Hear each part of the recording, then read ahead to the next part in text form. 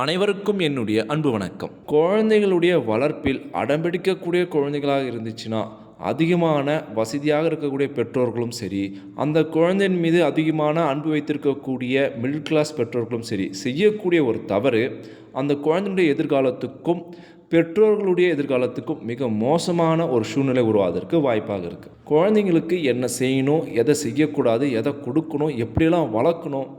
நான் உங்கள் சீனிவாசன் தமிழ்ச்செல்வி மணி. குழந்தை வளர்ப்பை பற்றியும் அதனுடைய எதிர்கால விளைவுகள் பற்றியும் இந்த வீடியோவில் ரொம்ப டீட்டெயிலாக டிஸ்கஸ் பண்ண போகிறோம். வீடியோவை ஸ்கிப் பண்ணாமல் கடைசி வரைக்கும் பாருங்கள். இது வரைக்கும் இந்த சேனல் நீங்கள் சப்ஸ்கிரைப் பண்ணாமல் இருந்தீங்கன்னா உடனே சப்ஸ்கிரைப் பண்ணுங்கள். மேலும் பக்கத்தில் ஒரு பெல் ஐக்கான் இருக்கும், அந்த பெல் ஐக்கானும் ப்ரெஸ் பண்ணுங்கள். நான் கொடுக்குற ஒவ்வொரு வீடியோவும் உங்களுக்கு உடனடியாக நோட்டிஃபிகேஷனாக வந்துடும். பொதுவாக ஒரு குழந்தை அடம்பிடிக்குது அப்படின்னா அது இயல்பான ஒரு குணம்தான். ஆனால் அது அடம்பிடிக்கக்கூடிய விஷயமும் அது எவ்வாறு அடம்பிடிக்குது அப்படின்ற ஒரு விதம் தான் அந்த குழந்தையினுடைய எதிர்காலமும் முன்னேற்றமும் அடங்கியிருக்கு. ஒரு குழந்தை சாப்பிடக்கூடிய விஷயத்தில் நான் சாப்பிட மாட்டேன் அப்படின்னு அடம்பிடிச்சிச்சினாலோ, அல்லது பெற்றோர்களுடைய வசதிக்கு மீறி ஒரு விளையாட்டு பொருள் மீது அதிகமாக அடம்பிடிச்சிச்சு அப்படின்னாலோ அந்த குழந்தையுடைய எதிர்காலம் ரொம்பவும் மோசமாக இருக்கும். மேலும் பெற்றோர்களுடைய நிலை மிக மோசமாக மாறுவதற்கு வாய்ப்புண்டு அப்படின்னு சொல்கிறாங்க.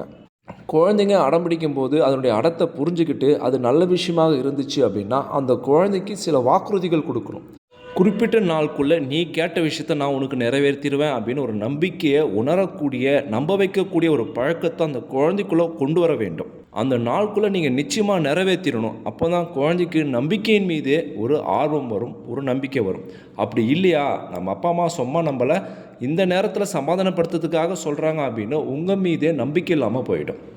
குழந்தைங்களுக்கு நம்பிக்கைன்ற ஒரு விஷயத்தை கற்றுக் கொடுக்க நீங்கள் ஆரம்பிக்கணும். சில குழந்தைங்க ஆரோக்கியமான உணவை சாப்பிட விரும்பப்படாது. ஏன்னா கவர்ச்சியான சில விளம்பரங்களும் விளையாட்டுத்தனமாக இருக்கக்கூடிய சில பொருட்களை கொண்டு தயாரிக்கக்கூடிய உணவுப் பொருட்களும் தான் சாப்பிட ரொம்ப ஆர்வப்படும்.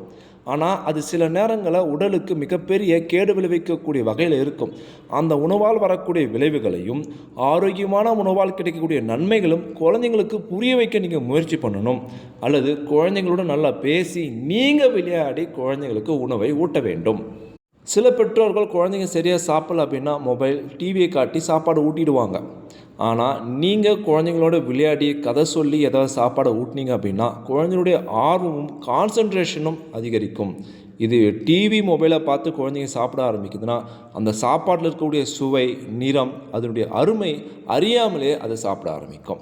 இதனால தான் குழந்தைங்க சில உணவுப் பொருட்களை வேண்டான்னு அவாய்ட் பண்ணுது. அது சத்துள்ள உணவாகவே இருந்தாலும், ருசியான உணவாகவே இருந்தாலும் வேண்டாம் அப்படின்னா வேண்டாம் தான்.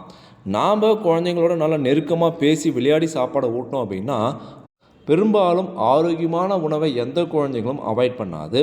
டிவிலையும் விளம்பரங்களையும் வரக்கூடிய உணவுகளையும் அது படிப்படியாக குறைச்சிடும். குழந்தைங்களுக்கு சத்தான உணவுகளை நாம் வழங்கணும். குழந்தைகளுடைய மூளை மற்றும் உடல் வளர்ச்சிக்கு தேவையான புரதம், வைட்டமின், இரும்பு, ஜிங்க் மற்றும் ஒமேகா 3 கொழுப்பு அமிலங்கள் நிறைந்த உணவுகளை நாம் அடிக்கடி கொடுக்கணும். இறைச்சி, கோழி, மீன், முட்டை, பருப்பு வகைகள், பட்டாணி, கொட்டைகள் மற்றும் விதைகளான உணவுகளை நாம் நல்ல முறையில் வாரத்துக்கு குறைந்தது தினமும் அல்லது 2 அல்லது 3 முறைகள் கொடுப்பதன் மூலம் குழந்தையினுடைய வளர்ச்சியும் சத்துக்களும் அதிகமாக கிடைக்கும். அதே போல் காலை உணவு தவறாமல் குழந்தைங்களுக்கு கொடுத்தே ஆக வேண்டும். ஸ்கூலுக்கு டைம் ஆகிடுச்சு, ஆஃபீஸ்க்கு டைம் ஆகிடுச்சு அப்படின்னு குழந்தைங்களுக்கு உணவு கொடுக்காமல் ஸ்கூலுக்கு கொண்டு போகிறதும் இது மிகப்பெரிய ஒரு மோசமான சூழ்நிலையாக மாறிடும். காலை உணவு அது பழங்கள், காய்கறிகள், பால் பொருட்கள் இதெல்லாம் போன்ற உணவுகளை நீங்கள் கொடுக்கலாம். அதே போல் வளர்கின்ற குழந்தைகளுக்கு பொரித்த உணவுகள், பதப்படுத்தப்பட்ட குளிர்பானங்கள் இது உடல் பருமன் மற்றும் பற்சிதைவை ஏற்படுத்துவதற்கு ஒரு ஆரம்பமாக இருக்கும். குழந்தை பருவத்தில் நம்ம இந்த உணவை நம்ம அறிமுகப்படுத்தணும், பழக்கப்படுத்தணும் அப்படின்னா அந்த குழந்தையினுடைய ஆரோக்கியம் கடுமையாக பாதிக்கப்படும். உணவு சார்ந்த விஷயங்களுக்கு பிறகு நம் குழந்தைங்களுடைய ஃபிசிக்கல் ஆக்டிவிட்டிக்கு நம்ம இடம் கொடுக்கணும். ஸ்கூல் விட்டு முடிஞ்சு வந்த உடனே சில பெற்றோர்கள் டிவி அல்லது மொபைலை போட்டு வச்சுருவாங்க. இது ஒரு சரியான பழக்கம் கிடையாது. தினமும் குழந்தைங்க விளையாடிட்டே இருக்கணும். எந்த அளவுக்கு ஒரு குழந்தை விளையாடும் போதோ அந்த குழந்தை விளையாட்டின் மூலம் உடல் ஆரோக்கியமாக இருக்கும். அதே போல் உளவியல் ரீதியாக பல்வேறு விதமான நன்மைகளும் ஏற்படுது. விளையாடும் போது விட்டு கொடுத்தல், மன்னித்தல், தோல்வி, வெற்றி, பொறுத்தல் இது போல் பல்வேறு விதமான விஷயங்களுக்கு தன்னை பழக்கப்படுத்தியது. சில நேரங்களில் சில விளையாட்டை அது லீட் பண்ணும். இப்படி செய்யணும், இப்படி பண்ணணும் அப்படின்னு கற்றுக் கொடுக்கும். ஸோ மற்றவர்களுக்கு உதவி செய்கின்ற ஒரு மனப்பான்மையும் ஏற்படும். தோல்வி அடையும் போது அடுத்த முறை ஜெயிக்கலாம் அப்படின்ற விடாமுயற்சி அப்படின்ற ஒரு நல்ல விஷயம் உருவாகும். தோல்வியை ஏற்றுக்கொள்ளக்கூடிய ஒரு மனப்பக்குவம் ஏற்படும். அண்ணன், தம்பி, தன்னை விட உயர்ந்தவர்கள், தன்னை விட தாழ்ந்தவர்கள், இதுபோல் பல்வேறு விதமான வேறுபாடு கொண்ட நபர்களோடு விளையாடும் போது எவ்வாறு அவங்கக்கிட்ட அணுகணும், எவ்வாறு அவங்கக்கிட்ட பேசணும் அப்படின்ற ஒரு அணுகுமுறை ஏற்படும். பள்ளி முடிந்து வந்த பிறகு மாலை முழுதும் விளையாட்டு அப்படின்னு பெரியவங்க சொல்லியிருக்காங்க இல்லையா? முடிஞ்ச வரைக்கும் இருட்டுற வரைக்குமே குழந்தைங்க விளையாடினாங்க அப்படின்னா உடல் ரீதியான நல்ல ஒரு ஆரோக்கியமாக இருக்கும். நோய் எதிர்ப்பு சக்தி அதிகரிக்கும், உடல் பருமன் குறையும், உடலில் தேவையில்லாமல் இருக்கக்கூடிய பல்வேறு பிரச்சனைகள் நீங்கும். நீங்கள் சைக்கிள் ஓட்டலாம், நீச்சல் குளம் மற்றும் குழுவாக சேர்ந்து கூட்டாக பல்வேறு குழந்தைகளும் சேர்ந்து விளையாடுவது, இதுபோல் பல்வேறு விதமான விஷயங்கள் செய்வது குழந்தையினுடைய மனம் மற்றும் உடல் ரீதியான நல்ல ஒரு ஆரோக்கியத்துக்கு வழிவகுக்கும். அதே போல் சில குழந்தைங்க பல் விளக்கிறதுக்கும் குளிக்கிறதுக்கும் ரொம்ப அடம் பிடிக்கும். தினசரி பல் துலக்குவதும் குளித்தல் மற்றும் கைகளை சுத்தமாக வைத்திருப்பது நல்ல ஒரு சுகாதார பழக்கமாக சொல்லப்படுது. குழந்தைங்க மண்ணில் விளையாடும், ஹைஜீனிக் இல்லாத சில நேரங்களில் சில பொருட்களை தொட்டு விளையாடும். இது தப்பு இல்லை. ஆனால் நாம் உணவை உண்பதற்கு முன்போ அல்லது உறங்குவதற்கு முன்போ கை மற்றும் கால்களை சுத்தமாக சோப்பு போட்டோ இல்லை ஹேண்ட் வாஷ் போட்டோ நல்லா கிருமி நாசினி கொண்டு ஹேண்ட் வாஷ் பண்ணிவிட்டு நாம் உறங்குவதும் சாப்பிடுவதும் உடல் தூய்மைக்கு மிக முக்கியமாக சொல்லப்படுது. அதே போல் தூக்கம், குறிப்பாக குழந்தைகள் அதிகமாக தூங்கணும். தூங்கும் போது தாங்க மூளையின் வளர்ச்சி நன்றாக இருக்கும். உடம்பில் இருக்கக்கூடிய நோய் எதிர்ப்பு சக்தி மண்டலம் நன்றாக வேலை செய்யும், அதுவும் நன்றாக ஆரோக்கியமாக இருக்கும். தூக்கம் என்பது ஒரு குழந்தைக்கு மிக முக்கியமாக சொல்லப்படுது. சில பெற்றோர்கள் மதிய நேரத்தில் குழந்தைங்க தூங்கினா இரவில் தூங்குவதற்கு லேட்டாகுது அப்படின்னு மதிய நேரத்தில் தூங்க விடாமல் விளையாட வச்சுக்கிட்டே இருப்பாங்க. இது குழந்தையுடைய எனர்ஜியும் லோவாக்கிடும், அதனுடைய நோய் எதிர்ப்பு சக்தியும் குறைச்சிடும். கல்வி சம்பந்தமாக பள்ளியில் குழந்தையினுடைய கற்றல் திறனை வளர்க்க ஊக்கமளிக்க வேண்டும். வாசிக்கவும் எழுதவும் புதிய விஷயங்களை கற்றுக்கொள்வதிலும் அதுக்கு ஆர்வத்தை நாம் தூண்ட வேண்டும், அதை நாம் ஊக்கப்படுத்த வேண்டும். அவர்களுக்கு தனிப்பட்ட கவனம் கொடுத்து அவர்களுடைய சந்தேகங்களை தீர்ப்பது மிக முக்கியமான வேலையாக பெற்றோர்கள் நடந்து கொள்ள வேண்டும். நீ எது கேட்டாலும் நான் சொல்ல மாட்டேன், நீ எது கேட்டாலும் தப்பு, இதெல்லாம் நீ கேட்கக்கூடாது அப்படின்னு முடிஞ்ச வரைக்கும் அவாய்ட் பண்ணாமல் சில விஷயங்களை கேட்கும்போது சில குழந்தைகள் வயதுக்கு மீறிய கேள்விகள் கேட்கும். அதுக்கு எப்படி புரியுமோ அதுக்கேற்ற மாதிரி அந்த லெவலோட அந்த விஷயத்தினுடைய அர்த்தத்தை நாம் புரிய வைக்கணும். அதுவும் பெற்றோர்களுடைய முக்கியமான கடமையாக சொல்லப்படுது. அடுத்த விஷயமாக உணர்ச்சிகளின் பாதுகாப்பு. பெரியவங்களுக்கு இருக்கிற மாதிரி தான் குழந்தைங்களுக்கும் ஃபீலிங்ஸும் உணர்ச்சிகளும் இருக்கும். அதுக்கும் கோபம் வரும், சோகமாக இருக்கும், அழுகை வரும், சில விஷயங்கள் மீது அதிகமான எதிர்பார்ப்புகள் இருக்கும். அனைத்து உணர்ச்சிகளுக்குமே பெற்றோர்கள் புரிந்து கொண்டு அதற்கேற்ற மாதிரி நடந்து கொள்ள வேண்டும். அந்த உணர்ச்சிகளுக்கு சரியான பதிலையும் அதை சமாளிக்கக்கூடிய பக்குவமும் உங்களுக்கு வேண்டும். பொதுவாகவே குழந்தைங்களுக்கு உங்கள் மீது ஒரு நம்பிக்கை வர வைப்பது மிக முக்கியமான ஒரு செயலாக சொல்லப்படுது. நம்ம அப்பா அம்மா கிட்ட இருந்தால் நம்ம பாதுகாப்பாக இருப்போம், நம்ம அப்பா அம்மா கிட்ட சொன்னால் அந்த பிரச்சனையை அவங்க சால்வ் பண்ணுவாங்க. குழந்தைங்க தனக்கு வரக்கூடிய பிரச்சனைகளை தானே போட்டு மூழ்கி கொள்ளாமல் அதை பெற்றவங்ககிட்ட சொல்லக்கூடிய ஒரு பழக்கத்தை கொண்டு வர வேண்டும்.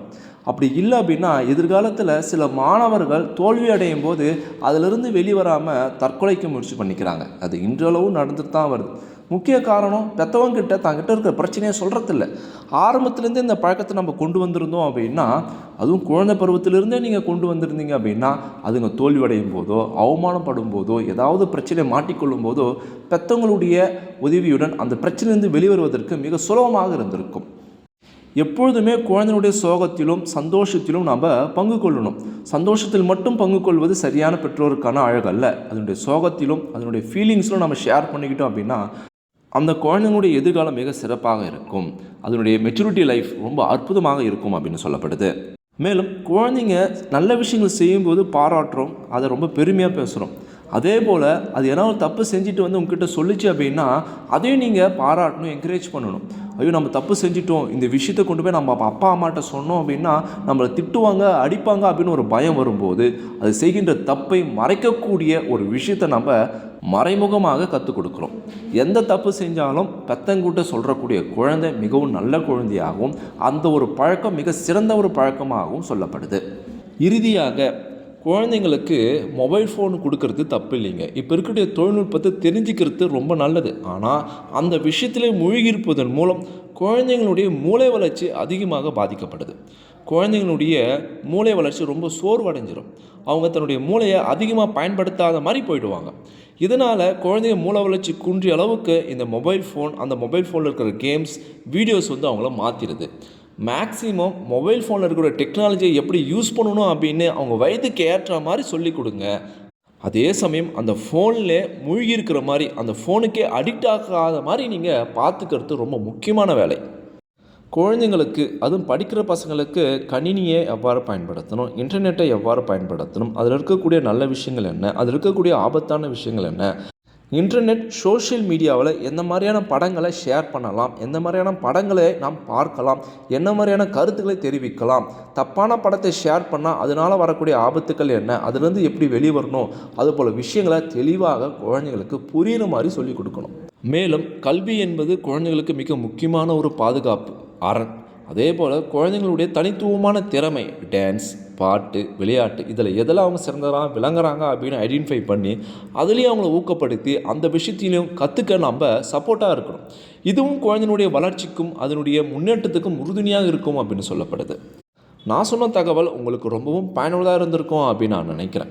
இந்த வீடியோ பற்றி உங்களுடைய கருத்துக்கள் என்ன அப்படின்னு மறக்காமல் கமெண்ட் பாக்ஸில் கமெண்ட் பண்ணுங்கள். இந்த வீடியோவை அனைவருக்கும் ஷேர் பண்ணுங்கள். நம்மளுடைய தமிழ் டெக்னாலஜி என்ற சேனலை சப்ஸ்கிரைப் பண்ணுங்கள், லைக் பண்ணுங்கள். மீண்டும் அடுத்த ஒரு சுவாரஸ்யமான வீடியோவில் சந்திப்போம். தேங்க்யூ ஃபார் வாட்சிங்.